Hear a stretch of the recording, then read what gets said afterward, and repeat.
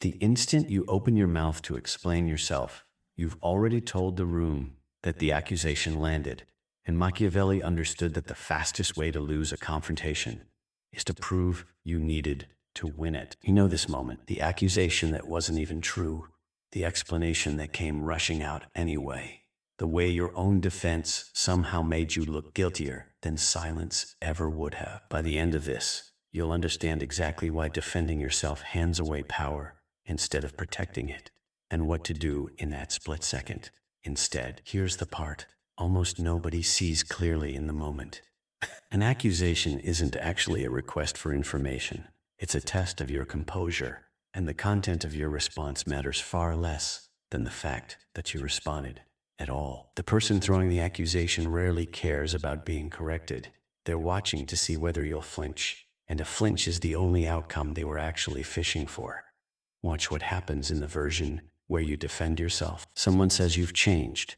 You're not who you used to be. And you immediately list every reason that's not fair. The circumstances, the pressure, the context they're ignoring. Notice what that response actually communicates underneath the words. You're not correcting a misunderstanding. You're auditioning for their forgiveness. The room doesn't hear your explanation. It hears someone who needed permission to feel okay about themselves. Now watch the version where you don't defend yourself. The same accusation lands. You've changed. You're not who you used to be. And you simply hold their gaze and say nothing for a moment longer than feels comfortable. Maybe you respond with 4 words. Maybe I have no justification, no context, no chase for their approval. Notice what that does instead. You haven't conceded anything, and you haven't argued anything either. You've simply refused to enter the frame where their opinion gets to function as a verdict.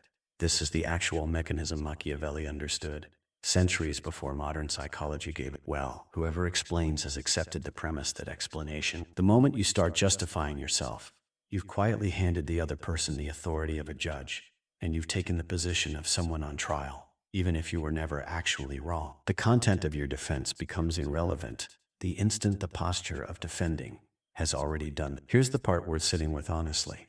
Most people don't defend themselves because the accusation deserves a response. They defend themselves because silence feels unbearable. And the urge to fill that silence is usually less about correcting the record and more about needing the discomfort to stop. That urgency is the actual weakness being exposed, not whatever the original accusation claimed. Think about why silence works as well as it does. When you don't respond, the accuser is left holding their own accusation with nowhere to put it. They expected resistance, a target to push against, something to escalate. Instead, they get stillness, and stillness is profoundly uncomfortable for someone who needed a reaction to feel like they'd landed a hit. Watch what happens next in most real confrontations. The accuser starts talking again, often repeating themselves, sometimes softening the accusation, sometimes doubling down in a way that makes them look more unstable than you ever did. You didn't have to say a word. Their own discomfort did the work. There's a sharper version of this worth understanding too. Sometimes the strategic move isn't pure silence. It's a short, flat acknowledgement that refuses to escalate. Someone says you're cold. You don't argue you're warm, and you don't apologize for being cold.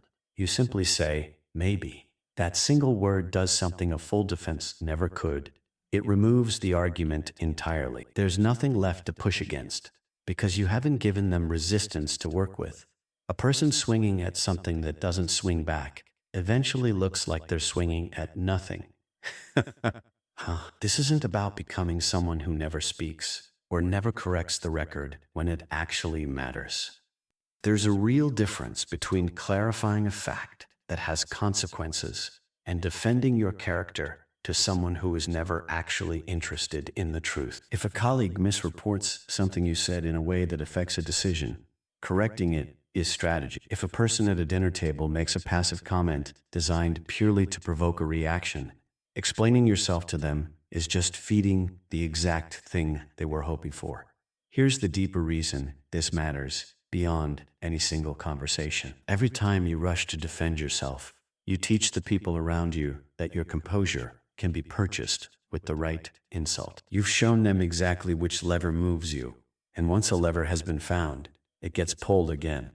The person who never reveals which words land has nothing left for anyone to aim at. That's not coldness.